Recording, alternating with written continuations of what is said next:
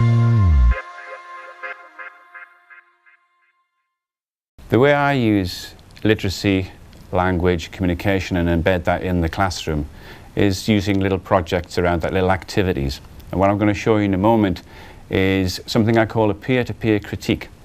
And I'll talk you through some of the things that I think come out from those videos. They're very short because I haven't got a lot of time in the classroom to do that. But it does show the learner, and it shows myself as the tutor, if they had some particular problems around some communication matters, maybe it's just confidence really, or not knowing the technical language of the subject, then we can see where there was harm. We can both together, the learner and I, can say, okay, should we develop that a little bit? It's certainly going to help you in the next project. So I tied in again with what they're going to be learning, so it enhances the learning. And then we'll do that again mid-term and possibly the end of the course as well, repeating the video of the peer-to-peer critiques.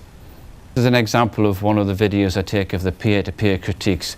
What the learners get from this is a chance to develop their literacy skills, particularly in terms of language and speaking, but also active listening and working with partners. They get the confidence to talk more with each other using technical language, which is something they're not so sure about. Once they've done that the first time, then they'll swap over and repeat the exercise. So we can start to see some of the soft skills coming out around there, but also some of the other more technical soft skills, such as analysis and how is my work progressing. And then we get them to reflect on that and talk about how their skills are developing in those areas, which will then give them more confidence in their subject. So one of the learners that's on the video there is a Turkish woman who came here to learn how to develop her skills in painting, so she could go on and do a course at diploma level. But she also said she knew she needed to develop her English speaking skills generally. And she said, on reflection using the video, that she could see how the technical language and having to do that, reporting that back to groups in the way that we do in these critiques, has also shown her how her English skills generally are getting better and stronger. For me, that was an unintended learning outcome, but for her it was particularly pertinent to where she wanted to go next. One of the things that we look at in this class is numeracy, and the way I embed that is probably easiest to see in the pastels blog. So what I do to learners, I ask them to look at the pastels one, even if they're, say, in the watercolours. So I get them to click on this and we talk through the resource that's there. When they get to the pastels blog, they just go down the resources page, which is a very similar environment to the one they've got on their own blog, and then they just click on rules of thirds and composition resources. Click on that, takes them to the resource. The numeracy that you can use within composition is around things like the rule of thirds. What the learners get from this is a range of numeracy type skills, and for some that might be quite daunting. For others, it's just learning the language around the subject and the way that we use numeracy in our lessons. So the sorts of things that learners are learning around numeracy are proportion, ratio, measuring, design, and that keeps it entirely relevant again to the subject that they're in. They are improving their numeracy skills through that, and for some of them they will feed back to me and say, well, that's the first time I've actually understood ratio, because we do it visually. I teach a lot of learners for whom English isn't their first language. One of the barriers that these ladies come across, I'm thinking of one particular group, this group of ladies, when I was teaching them maths, was actually the language of the maths. The high levels of maths is apparent, but what they struggle with is actually problem solving a mathematical problem, because they don't know, for example, the word difference, that it means the difference between the highest and the lowest.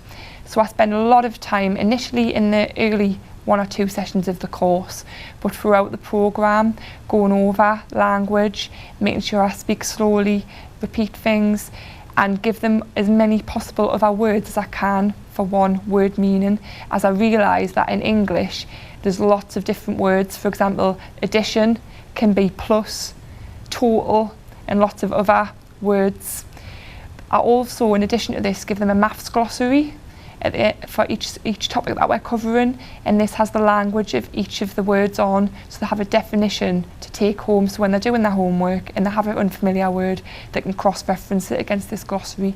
And that's one of the best ways I find these learners can solve the maths problems. I encourage them to use highlighters to then highlight the language in the questions. So again, that they're understanding this language before they tackle the question.